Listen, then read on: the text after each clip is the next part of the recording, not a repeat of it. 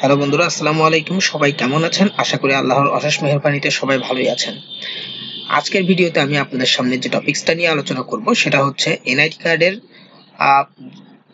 রিইস্যুর আবেদনটা কিভাবে করবেন। তো এনআইডি কার্ডের রিইস্যুর আবেদন আমরা কখন কখন করতে পারবো সেটা নিয়ে আগে একটু বলি। যদি আপনাদের এনআইডি কার্ড কখনো হারিয়ে যায় বা আগুনে পুড়ে যায় বা নষ্ট হয়ে যায় পানিতে পড়ে বা অন্য কোনো কারণে, কিংবা আপনারা যদি আপনাদের এনআইডি কার্ডের বর্তমান যে অবস্থান সেটা যদি পরিবর্তন করেন, অর্থাৎ আপনার ভোটার পরিবর্তন করেন, ঠিক সেই সময়গুলোতে আপনাদের এনআইডি কার্ডের রিইস্যুর জন্য আবেদন করতে হবে। তো বর্তমান নতুন নিয়মে অনলাইনে আপনারা খুব সহজে এই রিইস্যুর আবেদনটি করতে পারবেন। আপনাদের সরাসরি অফিসে না গিয়ে আপনারা বাসায় বসে আবেদনটি করতে পারবেন। ধারাবাহিকভাবে এই ভিডিওটি প্রথম থেকে শেষ পর্যন্ত দেখুন। আমি একটি এনআইডি কার্ডের আবেদন করে আপনাদের সম্পূর্ণটা দেখিয়ে দিব। এই আবেদনটা করার জন্য আপনাদের যে যে জিনিসগুলো লাগবে সেগুলো হলো, যদি আপনাদের এনআইডি কার্ড হারিয়ে যায় কিংবা আগুনে পুড়ে নষ্ট হয়ে যায় বা অন্য যে কোনো কারণে নষ্ট হয়, সেক্ষেত্রে আপনাদের যেটা প্রয়োজন হবে সেটা হচ্ছে আপনাদের থানাতে একটি ডায়েরি করতে হবে, একটি জিডি করতে হবে যে আপনার এনআইডি কার্ডটি হারিয়ে গেছে বা নষ্ট হয়ে গেছে। তো এই জিডিটা শুধুমাত্র তখনই লাগবে যদি আপনার হারিয়ে যায় বা নষ্ট হয়ে যায়। যদি আপনি স্থানান্তর করেন অর্থাৎ ভোটার যদি চেঞ্জ করেন, সেক্ষেত্রে আপনার কোনো প্রকার জিডি করতে হবে না। আপনি ভোটার চেঞ্জের সময় যে অ্যাপ্লিকেশনটা করেছিলেন বা যে আবেদনটা করেছিলেন তার একটি কপি হলেই হবে। আর যদি আপনার হারিয়ে যায়, সেক্ষেত্রে আপনি জিডির পাশাপাশি আপনার প্রমাণমূলক স্বরূপ আপনি আপনার এসএসসি ইন্টারের বা আপনার যে কোনো পড়ালেখার একটি সার্টিফিকেট এবং সাথে আপনার পিতা মাতার যে এনআইডি কার্ড, এই কার্ডের কপিগুলো আগে থেকে ছবি তুলে স্ক্যানিং করে আপনি রাখতে হবে, যেটা আবেদনের কোনো একটি পর্যায়ে গিয়ে আপলোড করতে হবে। সেগুলো কখন আপলোড করবেন সেগুলো আমি দেখিয়ে দিব। তো চলুন শুরু করা যাক। আমি ভিডিও ডিসক্রিপশনে যে লিঙ্কটা দিয়ে দিব সেই লিঙ্কে ক্লিক করলে আপনারা সরাসরি নির্বাচন কমিশন বাংলাদেশের এই ওয়েবসাইটটাতে চলে আসবেন। এই ওয়েবসাইটটা থেকে আসার পরে এখান থেকে আপনার সম্পূর্ণ কাজটি করতে হবে। এখানে যে সাইটটা দেখতেছেন এটা আপনারা টাইপ করেও এই ওয়েবসাইটটাতে আসতে পারেন। এখানে যে অপশনগুলো দেখতে পাচ্ছেন সেটার মধ্যে দুইটা অপশন আপনাকে প্রথমত কাজে আসবে, সেটা হচ্ছে রেজিস্টার আর হচ্ছে লগইন। আপনাদের যদি রেজিস্টার করা না থাকে তাহলে আপনাকে রেজিস্টার করতে হবে, আর যদি রেজিস্টার করা থাকে সেক্ষেত্রে আপনারা সরাসরি লগইন করতে পারবেন।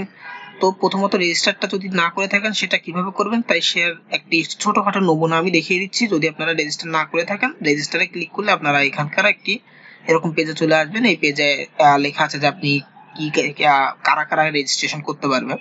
তো এই লিংকে ক্লিক করার পর আপনারা সরাসরি এই অপশনটাতে ক্লিক করার পরে আপনারা এখানে এনআইডি নাম্বারটা দিবেন। এনআইডি নাম্বারের পরে আপনারা নিচে জন্ম নিবন্ধনটা জন্ম তারিখটা দিবেন এবং এখানকার যে কোডটা আছে সেই কোডটা এখানে দিবেন। দেওয়ার পরে এখান থেকে আপনাদের এটা সাবমিট করতে হবে। তো সাবমিট করার পর এখানে একটি নির্দেশনা দেওয়া আছে, এটা একটু পড়ে নিতে পারেন যে আপনারা সাবমিট করার পরে এখানে একটি মোবাইল নাম্বার দিতে হবে। মোবাইল নাম্বার দেওয়ার পরে আপনাদের একটি কোড নাম্বার আসবে, সেই কোড নাম্বার নিশ্চিত করার পরে আপনারা একটি লগইন আইডি এবং একটি পাসওয়ার্ড যেটা আপনারা দিবেন সেটা দিয়ে আপনারা পরবর্তীতে লগইন সরাসরি করতে হবে। তো এটা আপনারা করার পরে যদি আপনাদের অ্যাকাউন্টটা হয়ে গেলে আপনারা সরাসরি লগইন করবেন এবং লগইন অপশনে ক্লিক করলে আপনারা সরাসরি এই পেজটাতে চলে আসবেন। এই পেজের লিংকটা আমি ডিরেক্টলি ভিডিও ডিসক্রিপশনে দিয়ে দিব। তো এখানে আপনারা যেটা দিয়ে রেজিস্ট্রেশন করবেন সেই লগইন আইডি এবং পাসওয়ার্ড এখানে দেওয়ার পরে আপনারা এখান থেকে লগইন করবেন। আপনারা এখানে চাইলে এই পাশের অপশনগুলো থেকেও রেজিস্ট্রেশন বা আবেদন করতে পারেন এবং এখানে নিচে দেওয়া যে কোডটি আছে সেই কোডটি দেওয়ার পর এখানে লগইনে ক্লিক করবেন। লগইনে ক্লিক করলে আপনাদের যে অ্যাকাউন্টটি সেই অ্যাকাউন্টটিতে আপনারা চলে যাবেন। তো অ্যাকাউন্টে আসার পরে আপনারা যেটা দেখতে পারবেন, আপনাদের ছবিটা দেখতে পারবেন, নাম ঠিকানাগুলো এখানে দেখা যাবে। এখানে আপনার সম্পূর্ণ প্রোফাইলটা দেখার জন্য প্রোফাইলে ক্লিক করলে এখানে আপনার বিস্তারিত দেখতে পারবেন। অন্যান্য তথ্যের মধ্যেও আপনি কি কি তথ্য আছে আপনার দেওয়া আছে বা নেই, ঠিকানা কি আছে দেওয়া আছে বা নেই। তো আমি এখানে আইডি কার্ডটা দিয়ে যেটা করতেছিলাম সেটা হচ্ছে এটা হচ্ছে স্থানান্তরের একটি আইডি কার্ড। তো এটা রিইস্যুতে আবেদন করবে জন্য আমি এখানকার ঠিকানাটা চেক করে নিলাম। আপনারা আপনাদের যে সকল তথ্যগুলো আছে সেগুলো আপনারা চেক করে নেবেন যেটা সবকিছু ঠিকঠাক আছে কিনা। না থাকলে আপনি সেটার জন্য আবেদন করতে পারবেন কোনো ভুল সমাধান করার জন্য। তো এখানে যে অপশনগুলো হোম পেজে আছে সেটা প্রোফাইল, এরপর রিইস্যু, পাসওয়ার্ড পরিবর্তন, ডাউনলোড। ডাউনলোডে ক্লিক করলে আপনারা যদি এইরকম দেখান, অর্থাৎ আপনারা ডাউনলোডে যদি আইডি কার্ড না থাকে শুধুমাত্র তখন আপনারা রিইস্যুর জন্য আবেদন করবেন। তো রিইস্যুতে ক্লিক করার পর দেখেন এখানে দেখাচ্ছে আমার একটি ড্রাফট হয়েছে, আমি এটা আগে একটু করছিলাম, তো এটা আমি রিমুভ করে বাতিল করে দিয়ে আমি নতুন ভাবে আরেকটি আবেদন আপনাদের করে দেখাচ্ছি। তো এখানে দেখেন এই আবেদনটি করতে গেলে একটি ফিস বা চার্জ লাগবে, যে চার্জটা আপনারা বিভিন্ন অ্যাকাউন্টের মাধ্যমে করতে পারেন। নিচে সেই অ্যাকাউন্টগুলোর নাম দেওয়া আছে, এখানে যে একটা লিঙ্ক দেওয়া আছে, লিঙ্কটাতে ক্লিক করলে আবার লিঙ্কটাতে গিয়ে আপনার কোন আবেদনে কিরকম চার্জ সেটা আপনারা দেখতে পারেন। এখানে আমি যে আবেদনটা করব রিইস্যুর আবেদন, সেটার জন্য 230 টাকা মতো চার্জ পড়বে। এটা আপনারা ডাচ বাংলা ব্যাংক বা এখানে অন্যান্য যেগুলো আছে রকেটের মাধ্যমে, ইসলামী ব্যাংকের মাধ্যমে, যেগুলোর মাধ্যমে দিতে পারেন। তো আমি আপাতত ডাচ বাংলা ব্যাংকের রকেটের মাধ্যমে এই পেমেন্টটা করবো। এটা আপনারা আর যে সকল দোকান আছে রকেটে, সেই দোকানে গিয়ে বললে আপনাদের ডিরেক্টলি আপনাদের এনআইডি কার্ডে এই অ্যাকাউন্টে টাকাটা দিয়ে দিবে। তো এখানে আপনার যেটা করতে হবে সেটা হচ্ছে এই অপশনটাতে আসার পরে এখানে আপনার পুনঃমুদ্রণের কারণটা দিতে হবে। এখানে যদি আপনারা হারিয়ে যায় তাহলে হারিয়ে গেছে দিবেন, নষ্ট হয়ে গেলে এটা দিবেন। তো হারিয়ে গেলে, নষ্ট হয়ে গেলে আপনাদের এখানে জিডি নাম্বার দিতে হবে, পুলিশ অফিসারের নাম দিতে হবে, পদবি এগুলো দিতে হবে এখানে। কিন্তু যদি আপনারা ঠিকানা পরিবর্তন দেন সেক্ষেত্রে কিন্তু আপনাদের জিডি এই যে অপশন গুলো দেখাচ্ছে সেগুলো ডিসেবল হয়ে যাবে, সেগুলো কিছুই দিতে হবে না। কিন্তু অন্যান্য অপশন গুলো ব্যবহার করলে সেটা দিতে হবে, জিডি অবশ্যই বাধ্যতামূলক লাগবে।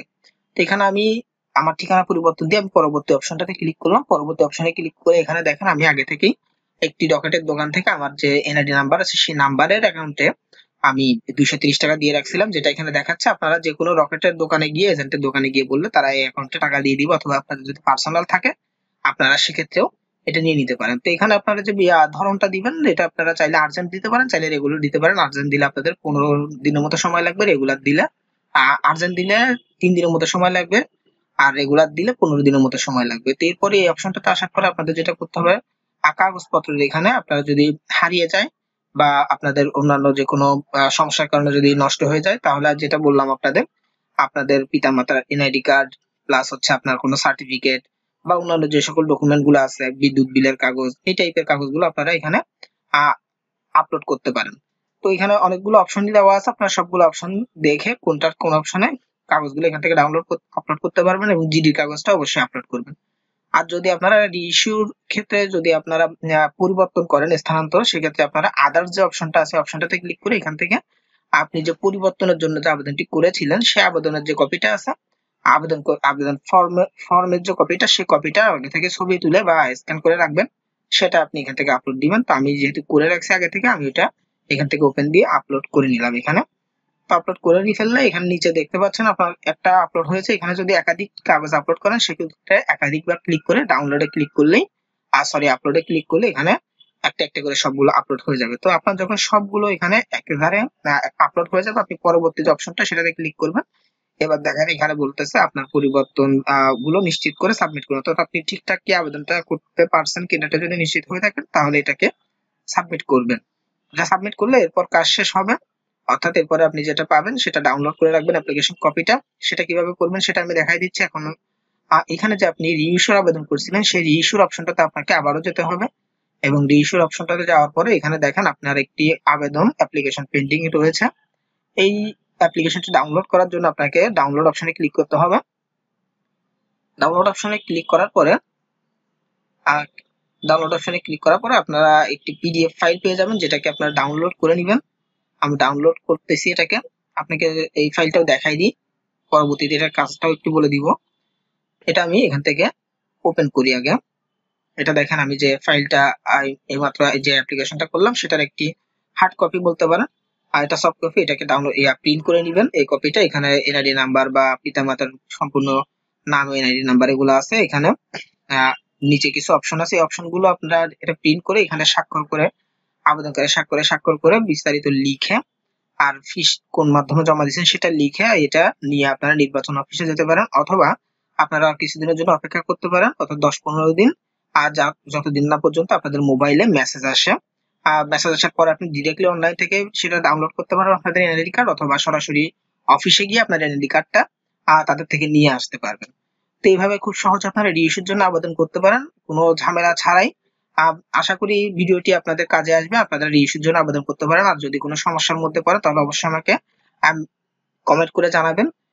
তো ধন্যবাদ সবাইকে আজকে ভিডিওটা শেষ পর্যন্ত দেখার জন্য। যদি ভিডিওটি আপনাদের ভালো লেগে থাকে তাহলে অবশ্যই ভিডিওতে একটি লাইক দিবেন, এবং আপনাদের যে কোনো পরামর্শ প্রয়োজনীয়তা আমাকে কমেন্ট করে জানাবেন। এবং সর্বশেষ অনুরোধ, আপনারা যদি আমার চ্যানেলে নতুন হয়ে থাকেন তাহলে অবশ্যই চ্যানেলটিকে সাবস্ক্রাইব করে দিবেন এবং পাশে থাকা বেল আইকনটি ক্লিক করে রাখবেন, যাতে পরবর্তীতে আমি ভিডিও কোনো আপলোড দিলে আপনি নোটিফিকেশন পেয়ে যান। আর যারা অলরেডি সাবস্ক্রাইব করেছেন তাদেরকে অসংখ্য ধন্যবাদ।